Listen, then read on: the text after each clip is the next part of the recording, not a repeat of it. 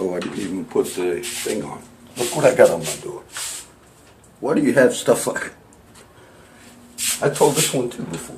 You're getting a little view of our wonderful city. You know, when I bought this house in 1992, when we came to look at it, there was renters living here. They were nice people.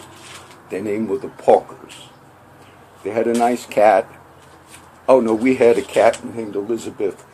I think Richard Parker was the husband. Debbie Parker, maybe nice people, but they rented this house, and I was looking at it to buy. So, but they were nice. Sometimes renters like, oh no, we rent here. Well, I bought this house, and they wound up moving next door. They moved away many years ago. But this is your wonderful city here. This is your wonderful sacred.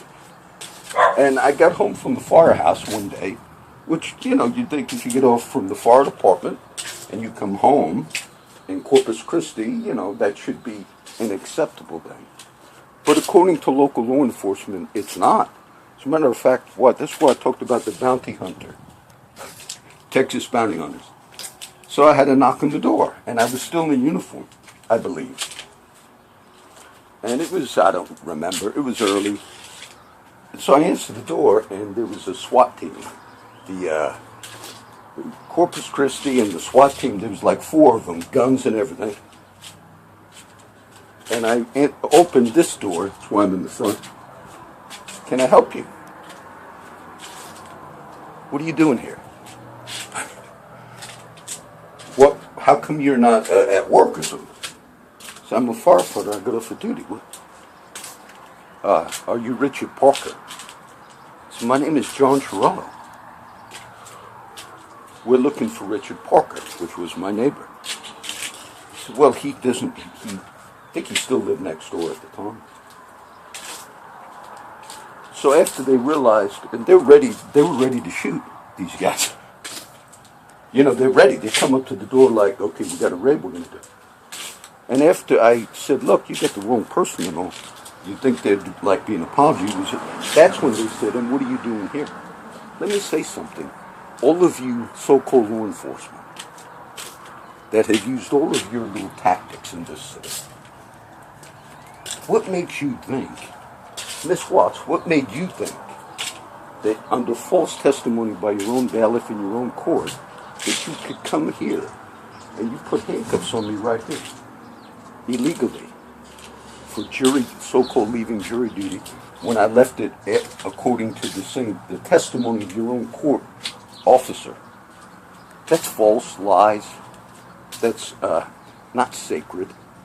And you had the gall to give a big speech of the sacredness of the history of the court. And I even told you in your own court, I said the whole system that you are so-called sacred system, I said it depends on truth. I said that to you that day. I said, and right now your own court officer, the bailiff, is lying to you. And you're supposed to be in a court, you're supposed to be, you're under oath to the truth. So you had the system itself. And I just came out because I wanted you to see that. That I remember that day that they came here. That's the thing. Mr. Markle, you know, that case I talked about, I didn't even want to do that whole case again. The case where you went to that man's house and put a flash bomb into the house, which you're still being sued, you and your guys are being sued because every national media that looked at that case said it was a disgrace to humanity. And you still seem to think that you did good in that case. That was the flash bomb incident with Mr. Rosas.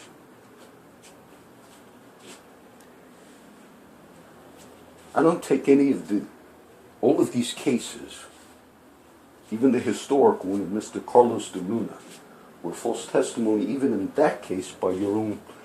You think all those things because CCPD lied and said they didn't know the other man who more than likely committed the murder of that girl, famous death penalty case out of Corpus Christi. They said there is no Carlos Hernandez. CCPD said that. And Fisher lied in the death penalty case because there was a Carlos Hernandez.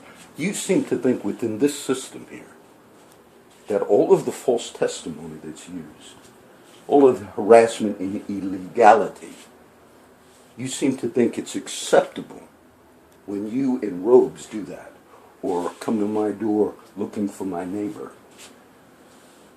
When I covered the case of the Miss Reality winner, I feel bad for her. But I understand what she did, releasing the first leaker that's caught. But you had the other case in Kingsville that was worse. It was the black air traffic controller who worked for NAS Kingsville. But he was a civilian employee, black air traffic controller. He left the base one day, and a PD officer waited until he got on a county road. This testimony came out in the Corpus Christi Caller-Times a few years ago. He gave the talk about it before NAACP forum. Okay. And the officer followed this black man, waited until he was on a county road, and then pulled him over and used, which the Caller-Times referred to racial epithet, called him a nigger. And then said, "What are you pulling me over? What am I pulling you over for?" The cop says, "I do what I want here. Don't you understand? You're in South Texas. If we want to refer to you as nigger, Mr. Black." But he must have thought maybe he was a man that would never speak out. Eventually, what happened to that officer that did that? I think they pulled him out of the unit. Zero happened to that officer. What makes you think that any of this is sacred? What gives you the gall? Because I hear this all the time within this county. What makes you think that when you have judges committing crimes, that that's acceptable?